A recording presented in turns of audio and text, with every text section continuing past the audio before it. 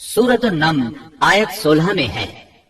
और दाऊद के वारिस सुलेमान हुए, कहने लगे, लोगों, हमें परिंदों की बोली सिखलाई गई है और हम सब कुछ दिए गए हैं। बेशक ये बिल्कुल खुला हुआ फजले इलाही है। यहाँ विरासत से मुराद माल नहीं बल्कि बादशाहत और नबुव्वत मुराद है। अल्लाह ताला ने उन्हें ऐसा बादशाह बनाया कि सारी दुनिया में उन जैसा कोई नहीं हुआ। आपसे बढ़कर बादशाहत भी किसी की न हो सकी, क्योंकि खुद सुलेमान अलैहिस्सलाम ने ये दुआ की थी कि इलाही मुझे ऐसी सल्तनत अता फरमा कि जो मेरे बाद और किसी के शायान शान न हो। कहा कि ऐ मेरे रब, मुझे बख्श दे और मुझे ऐसा मुल्क अता फरमा जो मेरे सिवा किसी शख्स के लायक न हो। तू बड़ा ही देने वाला है। बस हमने हवा को उनके माताहत कर दिया। वो आपके हुक्म से जहाँ आप चाहते नरमी से पहुँचा दिया करती थी, और ताकतवर जिन्नों को भी उनका माताहत कर दिया। हर इमारत बनाने वाले को और गोताखोर को और दूसरे जिन्नात को भी जो जंजीरों में जकड़े रहते थे। जिन सुलेमान अलैहिस्सलाम के हुक्म से बुलंदो बाला इमारतें तामीर करते थे, दरियाओं में गोता लगाकर उनसे हीरे जवाहरात और मोती वगैरह निकालते थे।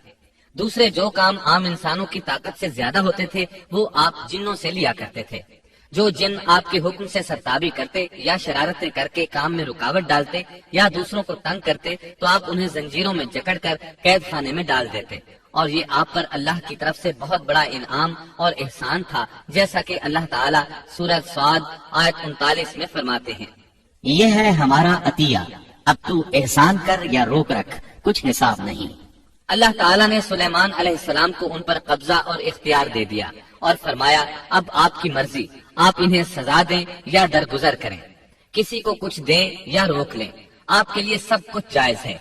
दूसरे मकाम पर अल्लाह ताला सूरह सबा आयत 12 में फरमाते हैं, और उसके रब के हुक्म से बाज जिन्नात उसकी माताहती में उसके सामने काम करते थे, और उनमें से जो भी हमारे हुक्म से सरकशी करे हम उसे भड़कती हुई आग के अजाब का मजा चखाएंगे।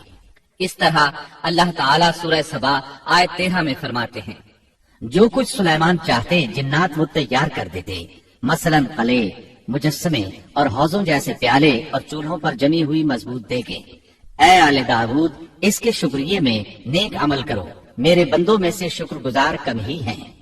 यानी जिन्नात सुलेमान अलैहिस्सलाम के हुक्म के मुताबिक बड़े बड़े महल, मसाजिद, कले, मुख्तलिफ मसाजिद के मॉडल या सीनरियों के मॉडल, बड़े बड़े थाल और इतनी बड़ी देगें बनाते थे जो बोझल और नक्लो हमल के काबिल न होने की वजह से किसी खास मकाम पर नस्ब कर दी जाती थी। और ये आप पर अल्लाह ताला का अजीम एहसान था। इसके अलावा दीगर मोजज़ात से भी अल्लाह ताला ने आपको सरफराज फरमाया था, जैसा कि सूरतुल अंबिया आयत 82 में अल्लाह ताला फरमाते हैं, इसी तरह बहुत से शयातीन भी हमने उसके ताबे किए थे जो उसके फरमान से गोता लगाते थे, और इसके सिवा भी बहुत से काम करते थे, उनके निगहबान हम ही थे। ये तमाम इख्तिदार अल्लाह ताला ने आपको अता किया था। आपके मोजज़ात में से एक मोजज़ा ये भी था कि हवा आपके लिए मुसख्खर यानी मुती और फरमा बरदार थी। अल्लाह ताला सूरह स्वाद आयत 36 में फरमाते हैं, बस हमने हवा को उनके माताहत कर दिया, वो आपके हुक्म से जहाँ आप चाहते नरमी से पहुँचा दिया करती थी। अल्लाह ताला सूरतुल अंबिया आयत 81 में फरमाते हैं, और हमने तेज़ोतुंद हवा को सुलेमान के ताबे कर दिया जो उसके फरमान के मुताबिक उस जमीन की तरफ चलती थी जहाँ हमने बरकत दे रखी है, और हम हर चीज का इल्म रखने वाले हैं। इसी तरह अल्लाह ताला सूरह सबा आयत 12 में फरमाते हैं, और हमने सुलेमान के लिए हवा को मुसख्खर कर दिया कि सुबह की मंजिल उसकी महीना भर की होती थी और शाम की मंजिल भी महीना भर की होती थी।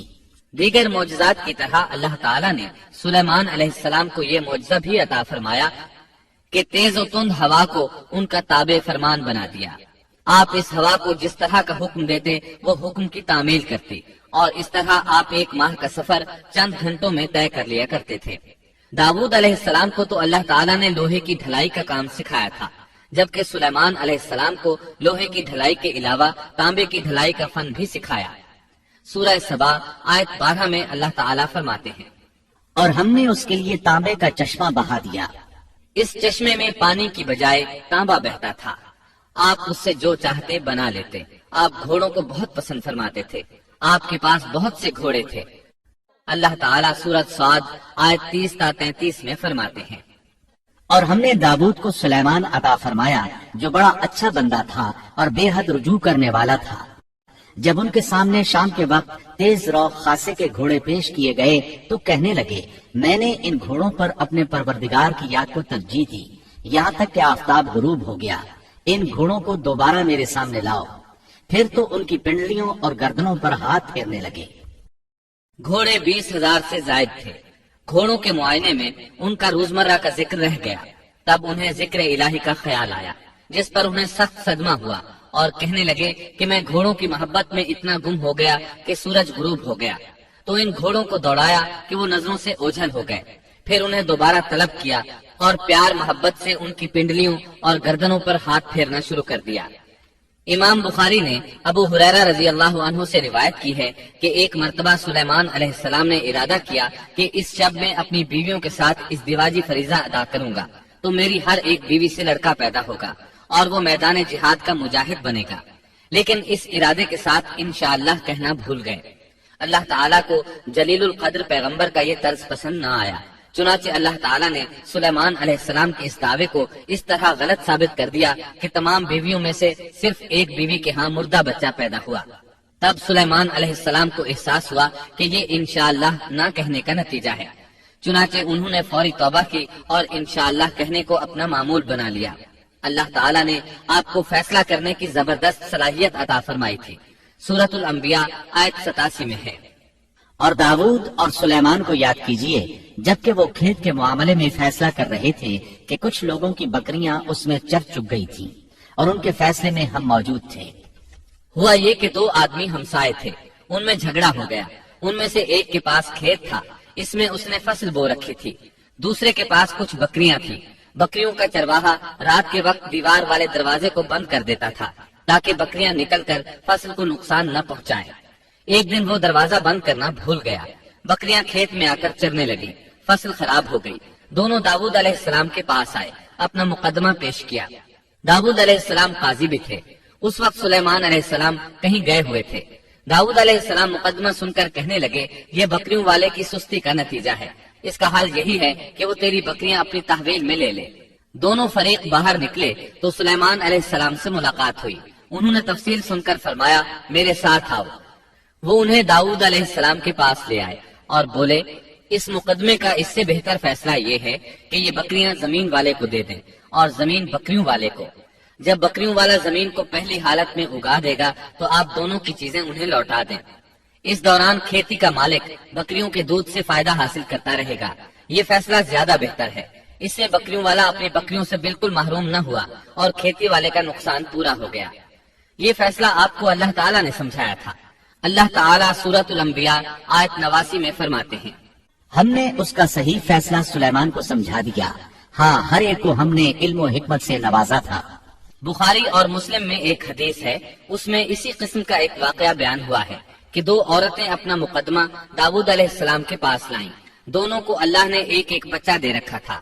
ایک بھیڑیے نے حملہ کر کے بڑی عمر والی کا بچہ چیر پھاڑ ڈالا۔ عورت چالاک تھی، اس نے چھوٹی عمر والی کا بچہ چھین لیا کہ یہ میرا بچہ ہے۔ داؤد علیہ السلام نے دیکھا بچہ بڑی عورت کے پاس ہے تو اس کے حق میں فیصلہ دے دیا۔ سلیمان علیہ السلام نے داؤد علیہ السلام سے اجازت چاہتے ہوئے کہا، کیا میں اس مقدمے کا فیصلہ کر سکتا ہوں؟ انہوں نے اجازت دے دی۔ سلیمان علیہ السلام نے عورت سے کہا، بچہ مجھے دے دو۔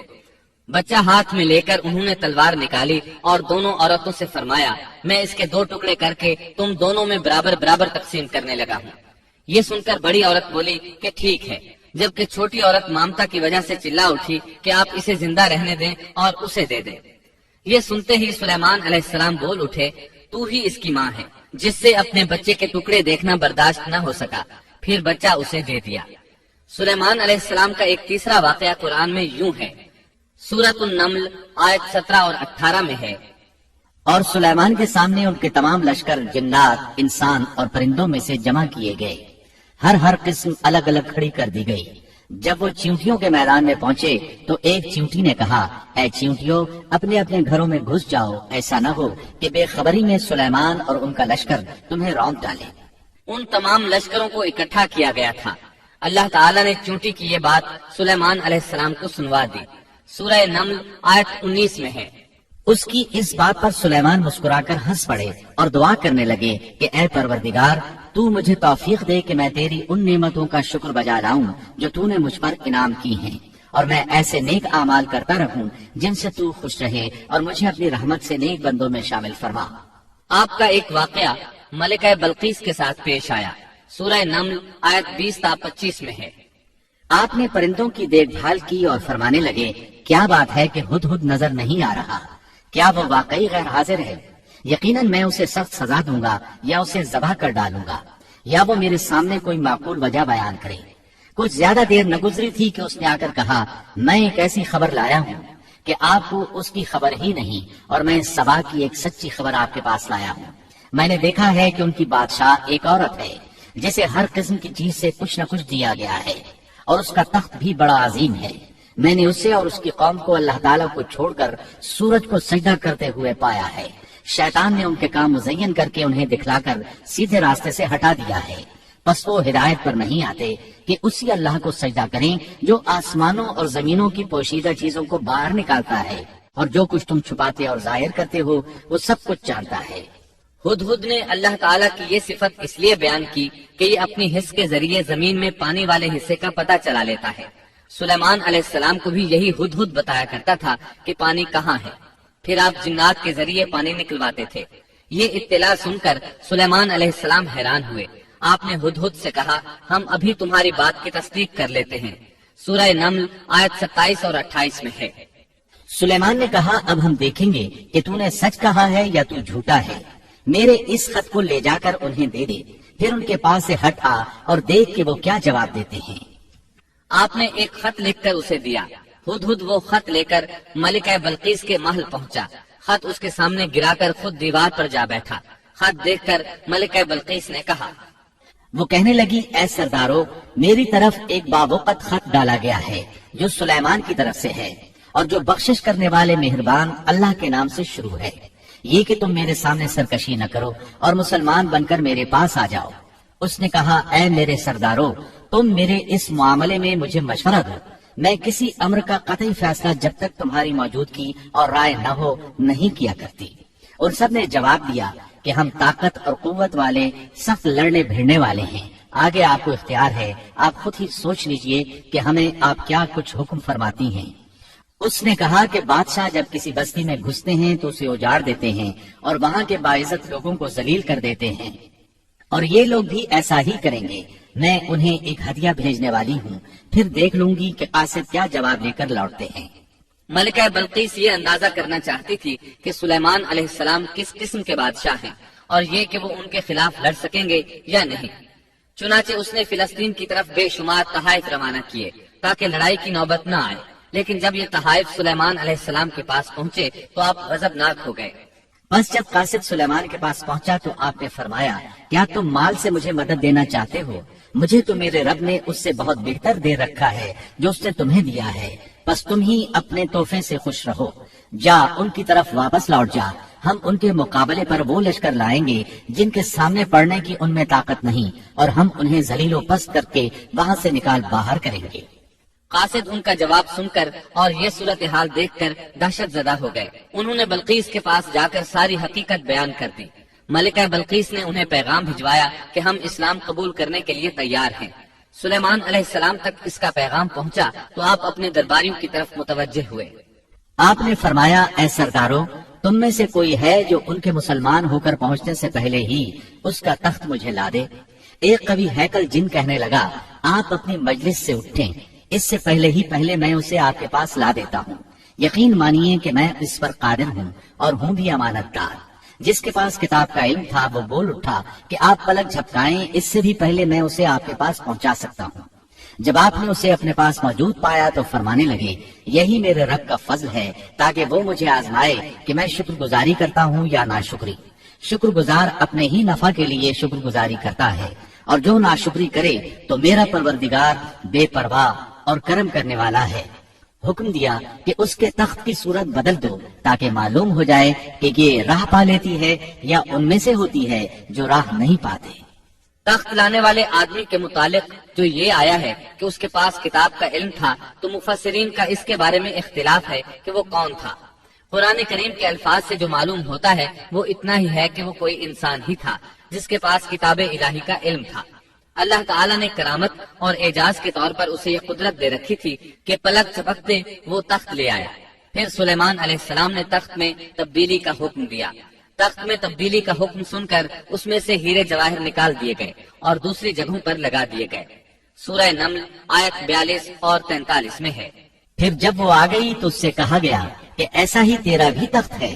اس نے جواب دیا کہ یہ گویا وہی ہے، ہمیں اس سے پہلے ہی علم دے دیا گیا تھا اور ہم مسلمان تھے۔ اسے انہوں نے روک رکھا تھا کہ جن کی وہ اللہ کو چھوڑ کر پرستش کرتی رہی تھی، یقیناً وہ کافر لوگوں میں سے تھی۔ اب سلیمان علیہ السلام کی ملکہ بلقیس سے گفتگو شروع ہوئی۔ پھر وہ اسے تخت کے پاس لے آئے۔ اس سے پوچھا، کیا تیرا تخت بھی اسی طرح کا ہے؟ اس نے بہت اچھا اور فصاحت سے بھرپور جواب دیا۔ اس نے نہ تو یہ کہا کہ ہاں، کیونکہ وہ تو اپنا تخت پیچھے سبا کے علاقے میں چھوڑ آئی تھی، یہاں کیسے آ سکتا تھا، نہ اس نے یہ کہا کہ نہ، کیونکہ یہ وہی محسوس ہو رہا تھا۔ البتہ اس میں قدر تبدیلی محسوس ہو رہی تھی۔ اس نے عجیب جملے میں جواب دیا کہ یہ وہی لگتا ہے۔ سلیمان علیہ السلام یہ جواب سن کر حیران ہوئے۔ اب آپ نے اسے اپنی سلطنت کا غلبہ دکھانے کے لیے ایسا منظر دکھایا جو کسی بشر نے آج تک نہیں دیکھا۔ چنانچہ آپ اسے ایک محل میں لے گئے۔ یہ مکمل طور پر شیشے کا تھا، اس سے دوسری طرف دیکھا جا سکتا تھا۔ فرش بھی شیشے کا تھا، شیشے کے نیچے پانی چھوڑا گیا تھا، پانی چلتا رہتا تھا۔ آپ اسے لیے اندر داخل ہوئے تو وہ بہت حیران ہوئی کہ محل میں پانی بہ رہا ہے۔ اس نے اپنا لباس کچھ اوپر کر لیا کہ بھیگ نہ جائے۔ اس نے اپنا پاؤں پانی پر رکھنا چاہا تو وہ شیشے پر پڑا، اور زیادہ حیران ہوئی اور شرمندہ بھی کہ دھوکا کھا گئی۔ اور یہ سب کچھ جنات کے ذریعے تیار کرایا گیا تھا۔ سورہ نمل آیت 44 میں اللہ تعالیٰ فرماتے ہیں، اس سے کہا گیا کہ محل میں چلی چلو، جسے دیکھ کر یہ سمجھ کر کہ یہ حوض ہے، اس نے اپنی پنڈلیاں کھول دی۔ سلیمان نے کہا، یہ ایسا محل ہے جس میں نیچے بھی شیشے جڑے ہوئے ہیں۔ کہنے لگی، میرے پروردگار، میں نے اپنی جان پر ظلم کیا، اب میں سلیمان کے ساتھ اللہ رب العالمین کی مطیع اور فرمانبردار بنتی ہوں۔ یہ عظیم سلطنت دیکھ کر وہ جان گئی کہ سلیمان علیہ السلام صرف بادشاہ ہی نہیں، نبی بھی ہیں۔ چنانچہ اس نے فوراً ایمان قبول کر لیا۔ سلیمان علیہ السلام کا سب سے بڑا کارنامہ یہ ہے کہ آپ نے مسجد اقصی تعمیر کروائی۔ اس کی پہلی تعمیر یعقوب علیہ السلام نے کرائی تھی۔ صحیح حدیث میں ہے کہ رسول اللہ صلی اللہ علیہ وسلم سے پوچھا گیا، زمین میں کون سی مسجد سب سے پہلے تعمیر کی گئی؟ آپ نے فرمایا، مسجد حرام، یعنی مکہ معظمہ والی مسجد۔ پھر آپ سے پوچھا گیا کہ اس کے بعد کون سی مسجد زمین میں بنائی گئی؟ آپ نے جواب دیا، مسجد اقصی۔ جب بخت نصر نے قدس پر قبضہ جما لیا تو اس نے مسجد اقصی ڈھا دی، لیکن پھر سلیمان علیہ السلام کو اللہ تعالیٰ نے بادشاہت عطا کی تو انہوں نے ازسر نو تعمیر کا کام شروع کرایا۔ اس کے ساتھ ہی انہوں نے ہیکل سلیمانی بھی تعمیر کروایا۔ یہود آج تک اس کو مقدس سمجھتے ہیں۔ یہ مسجد اقصی کے بالکل قریب ہے۔ مسجد اقصی کی فضیلت میں بہت سی روایات ملتی ہیں، جیسا کہ رسول اللہ صلی اللہ علیہ وسلم کا ارشاد ہے، مسجد حرام میں ایک نماز کا ثواب 1,00,000 نمازوں کے برابر ہے، مسجد نبوی میں ایک نماز کا ثواب 1,000 نماز کے برابر ہے، اور مسجد اقصی میں 500 نمازوں کے برابر ثواب ملتا ہے۔ مسند احمد میں عبداللہ بن عمرو بن عاص رضی اللہ عنہما سے روایت ہے کہ رسول اللہ صلی اللہ علیہ وسلم نے فرمایا، جب سلیمان علیہ السلام نے بیت المقدس کو تعمیر کیا تو اللہ تعالیٰ سے 3 دعائیں مانگی، ان میں سے اللہ تعالیٰ نے 2 قبول فرمائیں اور ایک کے بارے میں ہم امید رکھتے ہیں کہ وہ ہمیں ملے گی۔ انہوں نے پہلا سوال یہ کیا کہ مجھے ایسی حکومت دے جو تیری حکومت کے موافق ہو، یعنی عدل و انصاف کی فراوانی ہو اور کسی پر ظلم و زیادتی نہ ہو۔ اللہ نے یہ دعا قبول فرمائی۔ دوسرا سوال یہ کیا، مجھے ایسا ملک عطا فرما جو میرے سوا کسی شخص کے لائق نہ ہو۔ اللہ تعالیٰ نے یہ دعا بھی قبول فرما لی۔ تیسرا سوال یہ کیا کہ جو شخص بھی گھر سے نکلے اور وہ مسجد اقصی میں نماز پڑھنے کا ارادہ رکھتا ہو تو وہ اپنے گناہوں سے اس طرح نکل جائے جس طرح کے پیدائش کے دن تھا۔ اس تیسرے سوال کے متعلق رسول اللہ صلی اللہ علیہ وسلم نے فرمایا، امید ہے یہ دعا اللہ نے ہمارے لیے رکھ لی ہو۔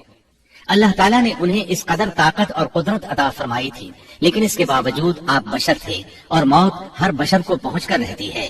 انسان جس قدر بھی قدرت حاصل کر لے، جتنا بھی غلبہ پالے، جتنی بھی عظمت حاصل کر لے، لیکن موت سے نہیں بچ سکتا۔ اللہ تعالیٰ نے تو نبی کریم صلی اللہ علیہ وسلم کے متعلق فرمایا ہے، سورۃ الزمر آیت 30 میں ہے، बे शक खुद आपको भी मौत का मजा चखना है और ये सब भी मरने वाले हैं। अल्लाह ताला ने चाहा कि सुलेमान अलैहिस्सलाम की मौत से भी लोगों को इबरत हो और निशानियां जाहिर हों, क्योंकि उस दौर में लोग जिन्नात के फितने में मुब्तला थे। ये ख्याल करते थे कि जिन्नात को गैब का इल्म है। अल्लाह ताला ने चाहा कि लोगों को सुलेमान अलैहिस्सलाम की मौत के जरिए बताएं कि जिन्नात को इल्म गैब नहीं है। एक दिन सुलेमान अलैहिस्सलाम ने जिन्नात को सख्ती के साथ मुसख्खर किया और वो आपके सामने काम करने लगे। आप उनकी निगरानी करते रहते। जिन्नात के दिलों में आपका बहुत खौफ था। आप उन्हें सुस्ती करने पर सख्त सजा देते थे। आप खड़े उनकी निगरानी कर रहे थे। उस वक्त आपकी उम्र 150 साल थी। जिन्नात बैतुल मक़दिस की तामीर में मसरूफ थे। ऐसे में आपने अपना असा पकड़ा और उस पर अपनी हथेलियां टिका दी, फिर हथेलियों पर अपना सर रख दिया। इस तरह उनकी निगरानी करते रहे। इसी हालत में अल्लाह ताला ने आपकी रूह कब्ज कर ली, ताहम आपकी आंखें खुली रही। उधर जिन मुसलसल काम में लगे रहे। वो यही ख्याल करते रहे कि सुलेमान अलैहिस्सलाम जिंदा हैं और उन्हें देख रहे हैं। आपका खलीफा आया तो वो जान गया आप इंतकाल कर गए हैं, लेकिन उसने भी जिन्नात पर यह बात जाहिर न की। इस तरह 2 साल गुजर गए। जिन इस कदर सख्त निगरानी पर हैरान थे। वो देख रहे थे कि 2 साल से सुलेमान अलैहिस्सलाम ने हरकत तक नहीं की, पलक तक नहीं झपकी। उधर अल्लाह ताला ने दीमक को सुलेमान अलैहिस्सलाम के असा पर मुसल्लत कर दिया। वो अंदर अंदर लाठी को खोखला करती रही। आखिर लाठी टूट गई। सुलेमान अलैहिस्सलाम जमीन पर गिर गए। उस वक्त जिन्नात को पता चला कि उन्हें फौत हुए तो अरसा दराज हो चुका है। तब इंसानों को भी मालूम हो गया कि जिन्नात को गैब का इल्म नहीं है। अल्लाह ताला सूरह सबा आयत 14 में फरमाते हैं, फिर जब हमने उन पर मौत का हुक्म भेज दिया तो उनकी खबर जिन्नात को किसी ने न दी, सिवाय घुन के कीड़े के जो उनके आसा को खा रहा था। बस जब सुलेमान गिर पड़े तो उस वक्त जिन्नात ने जान लिया कि अगर वो गैबदान होते तो इस जिल्लत के अजाब में मुब्तला न रहते। इस तरह अल्लाह ताला ने लोगों को मुत्तले कर दिया कि जिन्नात भी मखलूक हैं, गैबदान नहीं। अल्लाह ताला ही उन पर कादिर है। और इसी के साथ सुलेमान अलैहिस्सलाम का किस्सा अपने इख्तिताम को पहुंचा।